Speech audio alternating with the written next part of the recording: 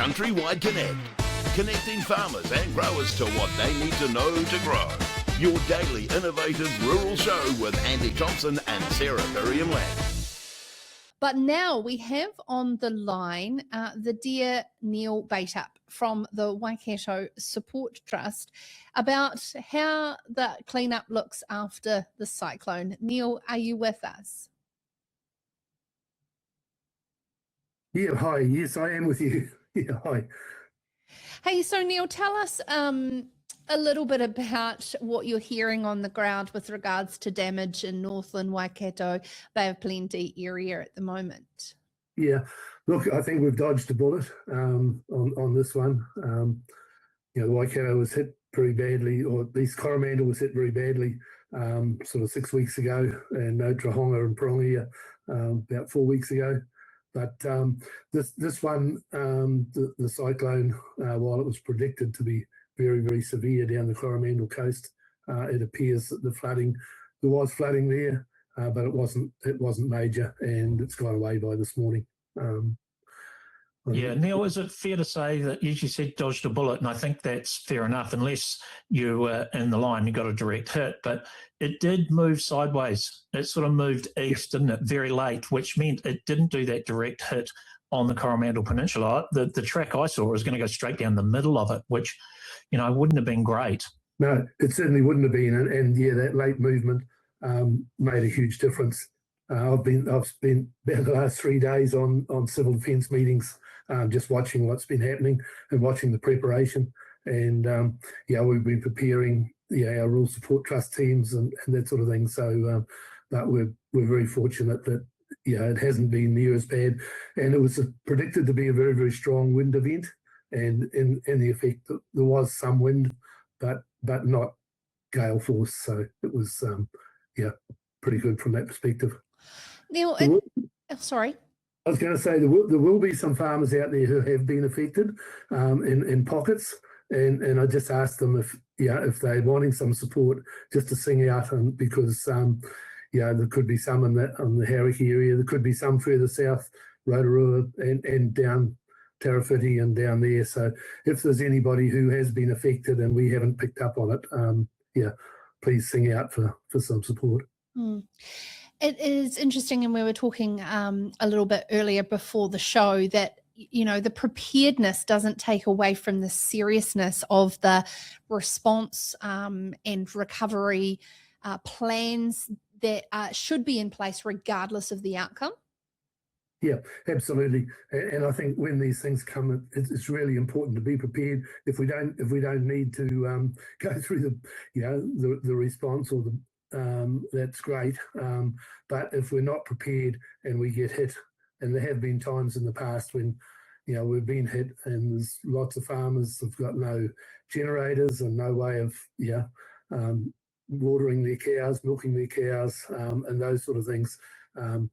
This time, I think people were more prepared. I actually saw generators on the back of trailers behind utes, so people were actually getting prepared so that if it did happen, it's probably cost them just a few dollars, but being prepared is a lot better than not being prepared. And in the past, we've been hit too many times when it's become chaos afterwards. Yeah, Neil, I would say that the preparation is key, and as you said, we've seen issues in the past where we've been caught unprepared. I do work with civil defence here on the West Coast and have been involved in responses, and I must say, when I'm acting as a controller for the Grey District or wherever, if I'm going to be criticised, I want to be criticised for being too prepared, not prepared enough. Yeah, absolutely. And and I think the Waikato was very prepared this time, and from a civil defence point of view, there were things that happened. They had unimogs available that can get through deep floodwater. On the other side of the Coromandel coast, they had advanced paramedics in 2 or 3 of the towns, so that they had that. If they got cut off, which they normally do, they had the people there ready to go. So I think the preparation was really, really good this time. And fortunately, we haven't had to call on too much of it. But yeah.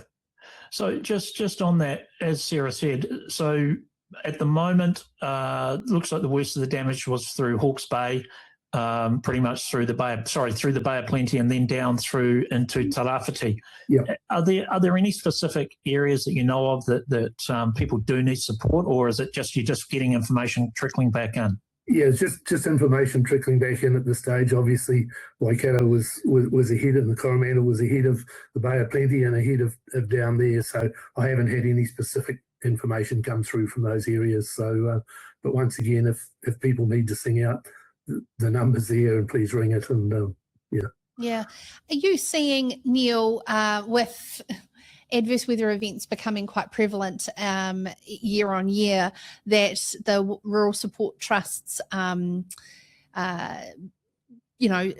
to enable support has become more and more streamlined? But at the same time, my question is, what more resourcing would support that level on a volunteer base? Yeah, look, I think what's happening within the rural support at the present time is that, there's 14 trusts. We're working better together to share resources and support one another. And in the Waikato, we've been talking very, very closely with Bay of Plenty and with Northland, and sharing resources and supporting them. So it's actually helping. It's helping that response. It's helping us to, without growing our teams huge, which we don't need most of the time, we can still actually get up a response and do stuff. So I think we're evolving and we're getting better at it, and also connecting well with the other industry players through various RAGs and adverse event clusters, talking with beef and lamb, dairy NZ, dairy companies, MPI, civil defence, and so that we have a joint response, if you like. So we are part of the civil defence response and recovery. Yeah.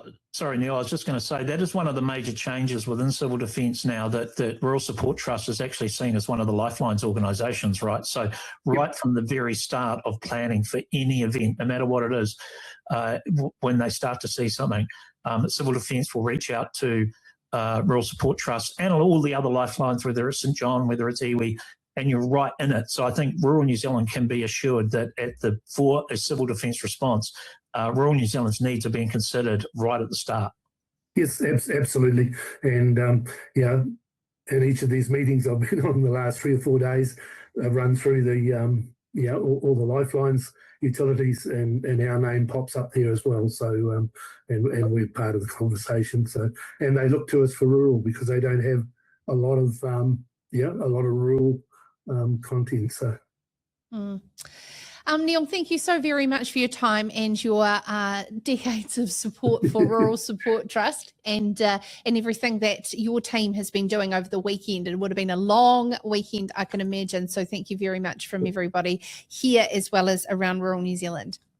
Yep, and thanks for the opportunity. Thank you. Amazing. CountryWide Connect, connecting farmers and growers to what they need to know to grow. Your daily innovative rural show with Andy Thompson and Sarah Perriam-Lampp.